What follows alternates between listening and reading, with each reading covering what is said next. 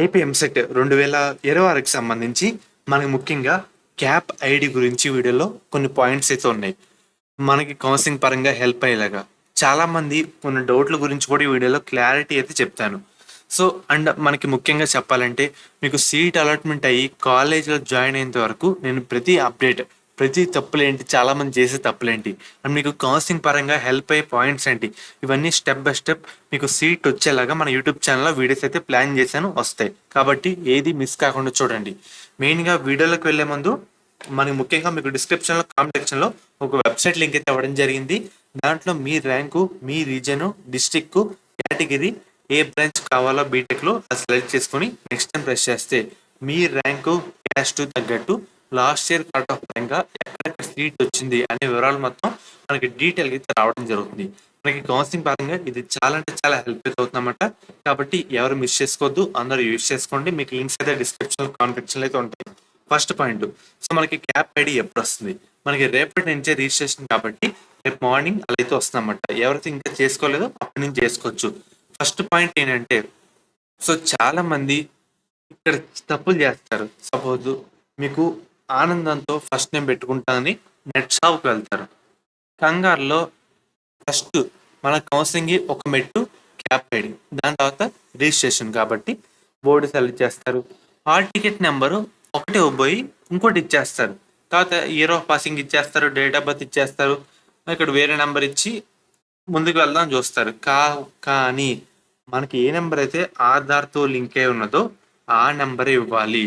And తర్వాత hall ticket, ఏ hall ticket number అయితే ఇవ్వాలో ఆ హాల్ టికెట్ నెంబర్ అయితే ఇవ్వాలి. అర్థమవుతుంది కదా?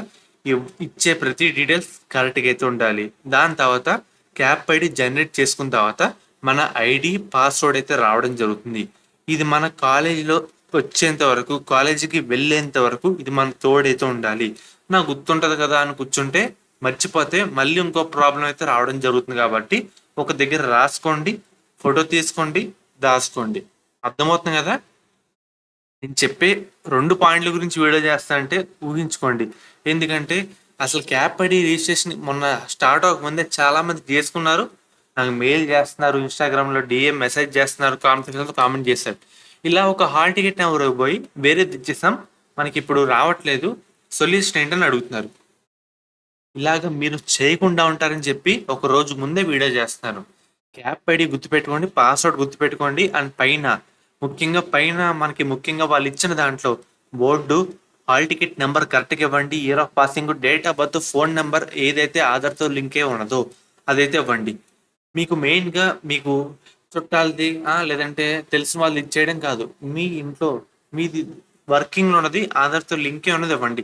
ఎందుకంటే మనకి ఇప్పుడు తెలియదు, ఓటీపీలు ఏమైనా అవసరం వచ్చినప్పుడు మన దగ్గర లేకపోతే అప్పుడు దాని విలువ తెలుస్తుంది అన్నమాట. నేను చెప్పిన 2 పాయింట్లు, ఒకటి ఏం చెప్పాను, హాల్ టికెట్ నెంబర్ ఏది ఇవ్వాలో అది ఇవ్వండి. తర్వాత క్యాప్ ఐడి, పాస్వర్డ్ ఈ 2 గుర్తుపెట్టుకోండి చాలు. కౌన్సిలింగ్ ఒక స్టెప్ కంప్లీట్ అవుతుంది. అర్థమవుతుంది కదా? క్యాప్ ఐడి విషయంలో ఈ 2 తప్పులు అయితే అస్సలు చేయకండి. సో మీ ఫ్రెండ్స్ కూడా చెప్పండి అన్నమాట. మనకి ఇదే మార్నింగ్ క్యాప్ ఐడి రావడం జరుగుతుంది. వచ్చిన తర్వాత చాలా మంది కంగారులో చేసే తప్పు ఇదే. సో మీరు కంగారులో చేస్తే దాని సొల్యూషన్ ఏంటని చెప్పి వెతుక్కోవడంలో మనకు కౌన్సిలింగ్ టైం అయిపోతుంది. మీకు 1 ఇయర్ వేస్ట్ అయితే కావడం జరుగుతుంది అన్నమాట. అందుకే మీకు మళ్ళీ వెళ్ళి మళ్ళీ చెప్తున్నాను. మెయిన్గా హాల్ టికెట్ ఏది కావాలో అది ఇవ్వండి, క్యాప్ ఐడి, పాస్వర్డ్ గుర్తుపెట్టుకోండి చాలు. ఇచ్చేప్పుడు కూడా పైన ఏం పెట్టారు, సెలెక్ట్ బోర్డా, క్లియర్గా చదువుకోండి. అర్థమవుతుంది కదా? ఇక్కడ రీఎంట్రీ మొబైల్ నెంబర్ అంటే వేరేది ఇచ్చేస్తే కాదు. సో ఇక్కడ ఏమి ఇచ్చారో అది ఇవ్వాలి. తర్వాత సెకండ్ మొబైల్ నెంబర్ ఇవ్వాలి, ఆధార్ నెంబర్ ఇవ్వాలి, కరెక్ట్గా ప్రతిదీ కరెక్ట్గా తప్పులు లేకుండా ఇవ్వండి. తర్వాత జనరేట్ ఓటీపీ వస్తుంది, ఓటీపీ వచ్చిన తర్వాత మనకి ఈ విధంగా రావడం జరుగుతుంది అన్నమాట. సో ఈ 2 ఇంపార్టెంట్, ఎవరు మిస్ అవ్వద్దు. సో ఫ్రెండ్స్, ఇది ఈరోజు వీడియో చిన్నదే, కాకపోతే చాలా మంది చేసే తప్పులు అంటూ ఇదే, అందుకే చెప్పాను.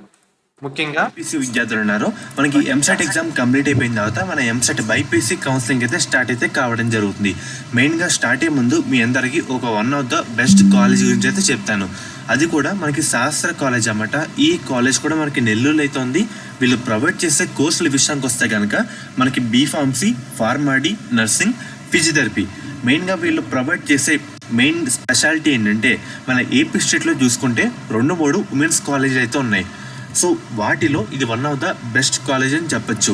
మెయిన్గా మనకి బీఫార్మసీలో 1 women's college, 2 co education and అలాగే ఫార్మడీలో ఒక కో ఎడ్యుకేషన్ కాలేజ్ అయితే ఉంది. బీపీటీలో కూడా ఒక కో ఎడ్యుకేషన్ కాలేజ్ అయితే ఉంది. నర్సింగ్లో ఉమెన్స్ కాలేజ్ అయితే ఉందన్నమాట. మీకు ఎటువంటి డౌట్ ఉన్నా స్క్రీన్ మీద కనిపించే ఈ నెంబర్కి ఒకసారి కాంటాక్ట్ అయితే అవ్వండి. వాళ్ళైతే మిమ్మల్ని డీటెయిల్గా గైడ్ చేస్తారు. ఎలా జాయిన్ అవ్వాలి, మనకి ట్యూషన్ ఫీజు ఎంత, హాస్టల్ ఫీజు ఎంత క్లియర్ కట్గా అయితే చెప్తారు. మనకి ప్లేస్మెంట్ రేట్ కూడా మంచిగా అయితే ఉందన్నమాట. మన ఏపీ స్టేట్లో సేఫ్ అండ్ అలాగే గర్ల్స్ పర్పస్ అంతా చూసుకుంటే ఇది ఉమెన్స్ పరంగా one of the best college అని చెప్పొచ్చు అన్నమాట. అండ్ అలాగే మీకు కాంటాక్ట్ అవుతున్నప్పుడు కూడా మన ఛానల్ పేరు అయితే చెప్పండి. వాళ్ళైతే ఇంకా డిస్కౌంట్ అయితే మీకు అయితే ప్రొవైడ్ అయితే చేయడం జరుగుతుంది. లిమిటెడ్ సీట్స్ మాత్రమే అందుబాటులో అయితే ఉన్నాయి కాబట్టి వెంటనే కాంటాక్ట్ అయితే అవ్వండి. మెయిన్ గా ఫ్రెండ్స్ ఇది ఈ రోజు వీడియో. ఫర్దర్ మీకు ఎటువంటి డౌట్ ఉన్నా కామెంట్ సెక్షన్ లో కామెంట్ అయితే చేయండి, మీకు వీడియో అయితే చేస్తాను.